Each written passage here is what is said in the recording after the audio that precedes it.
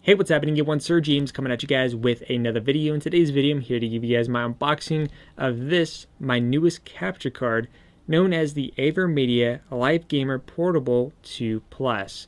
Now, before we continue, keep in mind that this is not a 4K capture card. However, this is a capture card that has a 4K pass-through, meaning that you could still view your content in 4K, but the capture software will only record at 1080 60 frames per second. Now you might be asking, why did I get this one then when there is an Elgato version that does record in 4K? For one, that's $400.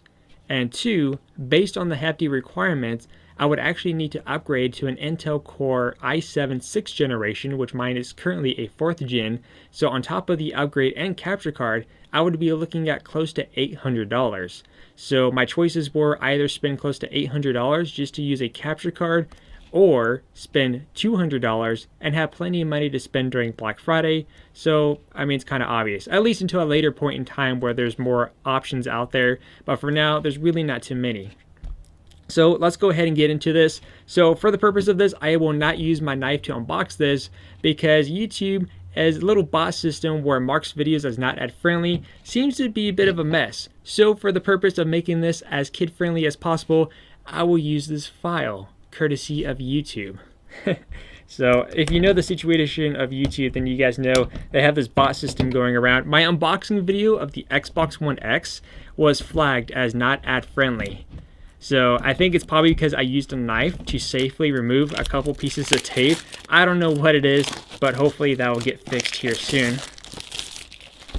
So first off, here is the packaging. It actually has some weight to it and overall has a nice presentation. As you can see here, it does state a 4K pass-through, to make that clear, plug and play gaming streaming capture card, or game streaming capture card, not gaming. And of course, on the bottom here, it does state what this includes. The only thing I was a bit confused on was over here. It says this includes an HDMI cable, and I don't know if this is an HDMI 2.0 for that 4K pass-through, or if it's just a regular HDMI. But I did buy one over at Best Buy because they were like on sale for 10 bucks. And if you flip it on over the back here, it does go over the requirements, which is not as hefty as Elgato's newest capture card. For here, the requirements, you do need a Windows either 7, 8.1, or 10, an Intel Core of i5 within the 3rd generation. However, they do recommend an i7, any version of that one, NVIDIA GeForce GTX of 650, or the equivalent AMD Radeon R7 250X. Or above. You also need to have a 4GB of RAM. This is powered by USB 2.0, which is unfortunately it's not a 3.0, which is a bit of a downside. And if you're going to choose the PC free mode, you do need to have a micro SD card of a class 10 for that option. So with that out of the way, let's go ahead and get this open, which I'm not entirely sure. Actually, here we go. It slides like so. Boom, look at that nice presentation right there. Let's see, so here is of course our capture card. That is pretty neat. I actually like the overall look and the design of it. You got your controller and headphones. So this is for if you're using the PC free option, you could actually record your commentary straight onto this. And of course, you could also record your party chat as well. Of course, here are your options here. So right now it's currently set to PC mode. So if this is plugged into your PC and you flip it on over, you could actually have it to where you can just plug it into your console and record straight onto a memory card instead without the need of a PC, which makes this one pretty interesting, which I can't wait to see how that works out. On the bottom here, you got a lot of rubberized feeding here. And of course, on the back here, you have your HDMI out, HDMI in, your, of course, your cable option to plug it into your PC, and this is where your micro SD card will go. So overall, there's definitely some nice weight to it. And apparently this right here is actually a button too, so if you're not using your PC, you could press that. And I wonder if you could also press that without having to go to the software, so I'm going to have to see how that works out. So let's go ahead and get into the rest of the box here. So first off, you have a 1-year warranty. Awesome. Actually, that's the extensions too. And of course, we also have a booklet here. Let's see, actually the first one was just the paperwork here.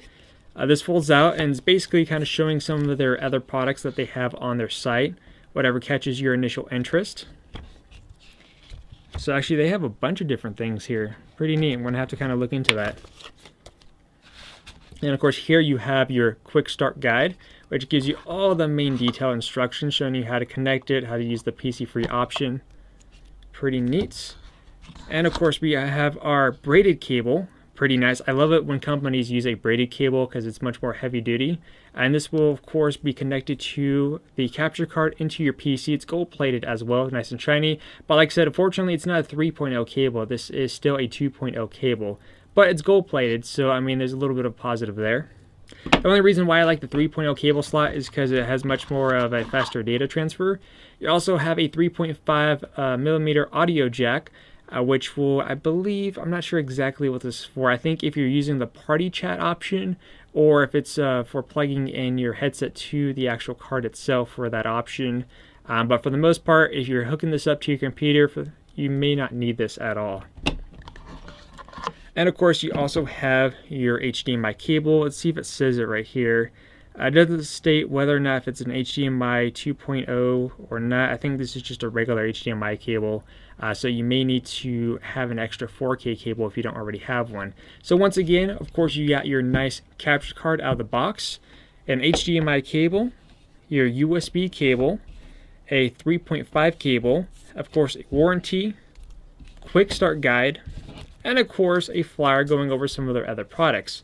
So like I said, presentation is very good, and like I said, this is going to be the first time I'm going to be trying this out, so I know you guys are probably going to have questions in terms of how does it work, do I recommend it or not, which I'll be bringing you guys some update videos here shortly. So what I'm going to go ahead and do is that I'm going to go ahead and hook this up, of course off camera, and I'm going to try it out for possibly about a good solid week, and then I'll come back to you guys and kind of give you guys a quick little review whether or not this is a good recommendation. Like I said, if you're looking for the option to record in 4K, Gato's got an option. If you meet the hefty requirements, do keep in mind that that is at a $400 cost, and there's really not too many options out there within a small price range. But again, if you just want a 4K pass-through to still view your content in high definition but record at 1080p, then so far this seems to be the best option currently on the market. But until then, I'll see you guys next time, and you guys enjoy the rest of your day.